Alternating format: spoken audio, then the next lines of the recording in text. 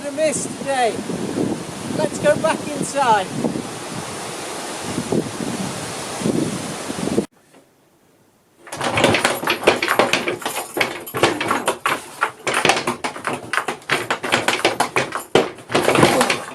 Oh, it's blowing a gale out there. Right, let's get my breath back. Oh, well, with the weather being so rough out there, I thought I'd tell you a story. A true story, mind. So, why do bees have sticky up hair? It's because they use a honeycomb. Anyway, I'm not going to be buzzing off a load of bee jokes, but I am sticking with the bee theme. You see, I've been interested in bees and beekeeping for quite a while, and a couple of my good friends found out about this and they encouraged me to give beekeeping a proper go. So I did, and that's why I've got this strange sweet smell about me that makes you want to rub me against a piece of buttered bread.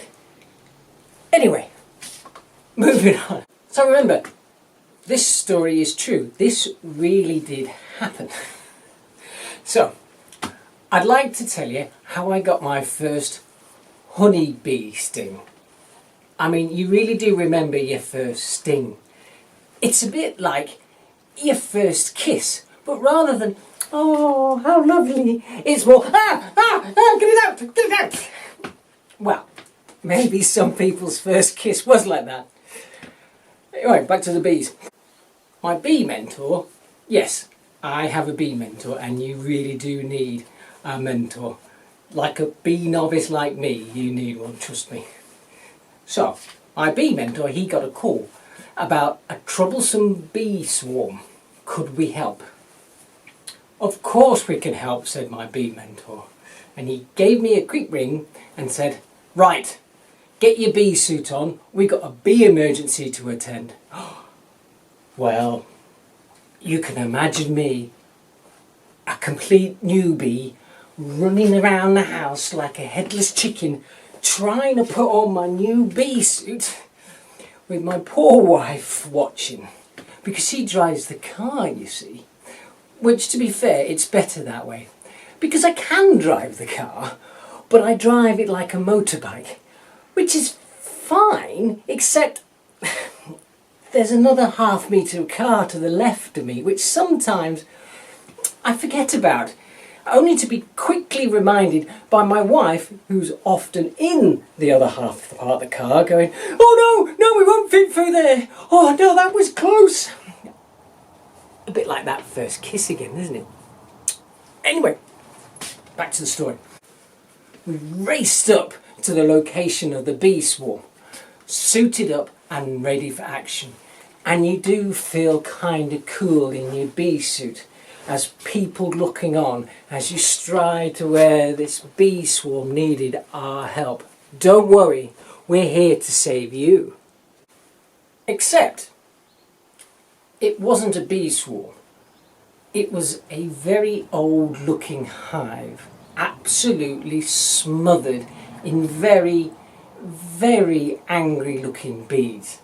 And they weren't that overjoyed in seeing us either. They were even less impressed when my bee mentor took a look inside to see that the hive was absolutely rammed to the brim with now even more angry bees. And they were now flying around us in some kind of frenzied kamikaze attack. Oh, but we were safe, oh yes. We had our bee suits on, and no bee can penetrate the cloth of a white cotton suit. Who knew? My mentor said, we're not set up to deal with this. These bees clearly need more room. We're going to have to come back. So we slowly and carefully put the lid back on this knackered old hive.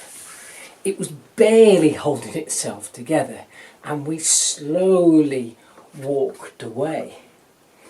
Except the bees now had our scent, and they wanted their revenge. But we had our bee suits on, so they were flying around angrily, and we were slowly moving away. And as the bees could see where we were retreating, I'll say that again, as the bees could see that we were retreating, they seemed to give up and go back to flying angrily round the hive. Were making our way. Once we were far enough from the hive and we thought it was safe, and we didn't have any of those sneaky bees clinging onto our suits, we thought it safe to take our veils off. And then, once we thought we were okay, we then took off our mighty suits of bee protection.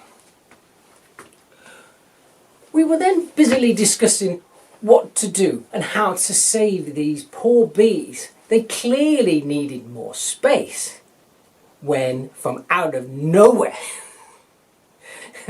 the bees jumped us. And this time we didn't have our bee suits on.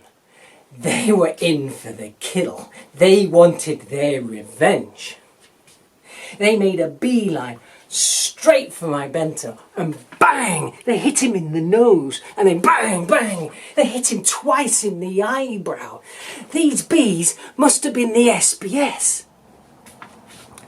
That's the Special Bee Service to you. More deadlier than a North Korean plywood missile, and more accurate than a House of Lords travel expense claim form.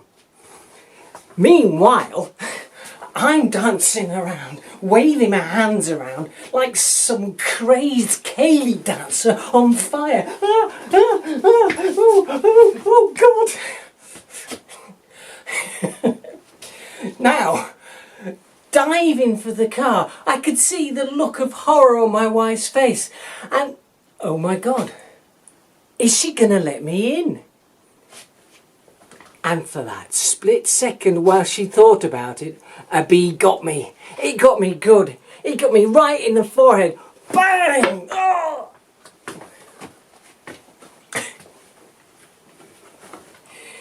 It was like that. It was like being shot again. I'm keeping that in.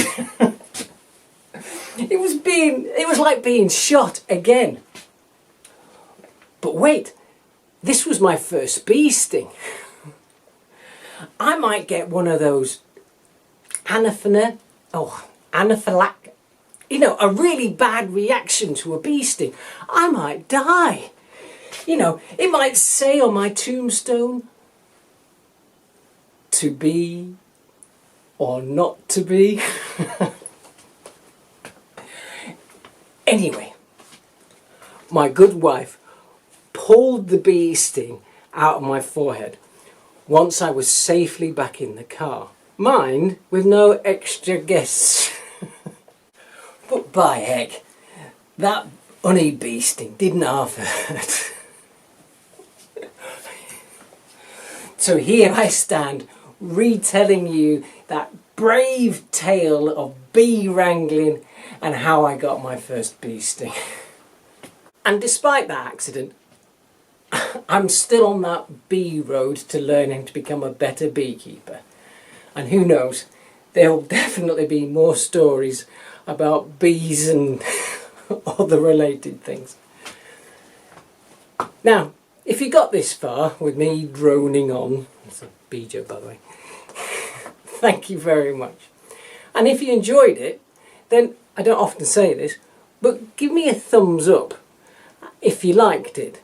And this will give me a nod, and I'll do a few more bee stories, and maybe a few other stories not about bees. Anyway, like I said, I hope you enjoyed it. All that's left to say is take care now, and I'll see you in the next one. think that storm's past now, so I'll be getting on. Bye for now.